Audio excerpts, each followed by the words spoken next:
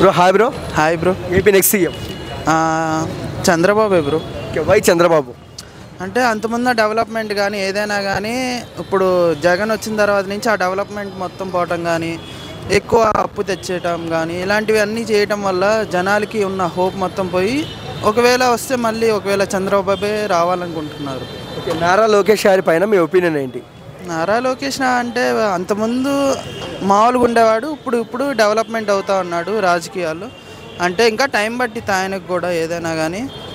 నువ్వు హిందూపూర్ గడ్డ బాలయ్య బాబు గారు అడ్డా అంటారు, ఈసారి ఎలాంటి మెజారిటీ వస్తుంది? అంటే మ్యాక్సిమం ఇంకా అదే అన్ని చోట్ల ఆయనే గెలుస్తాడు.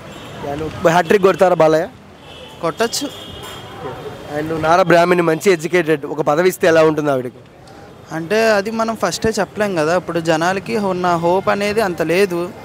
ఫస్ట్ చిన్నగా రావాలి, అక్కడున్న డెవలప్మెంట్ చూసి ఆయన చేయగలడు కదా అని చెప్పేసి అనుకున్నప్పుడు ఇంక ఇవ్వచ్చు అట్లాంటివి.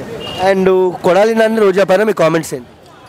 అంటే ఆయన ప్రస్తుతానికి ఉన్నాడు కానీ ఆయన డెవలప్మెంట్ కానీ ఏం చేయట్లేదు, వేస్ట్ ఆయన. అంటే రోజా గారికి, ఐటీ మినిస్టర్ గుడివాడ అమర్నాథ్కి చాలా మందికి ఈసారి టికెట్లు ఇవ్వంటున్నారు వైసీపీ నుంచి, ఏమంటారు దానికి? టికెట్లు ఇయ్యని అంటున్నారు వైసీపీ వాళ్ళు. అంటే రోజా వచ్చేసరికి అన్ని డెవలప్మెంట్కి సంబంధించింది ఏది కావాలన్నా కానీ ఆమెకి కొంచెం అమౌంట్ వెళ్తేనే దాని తరపు నుంచి వచ్చిద్ది అంటున్నారు.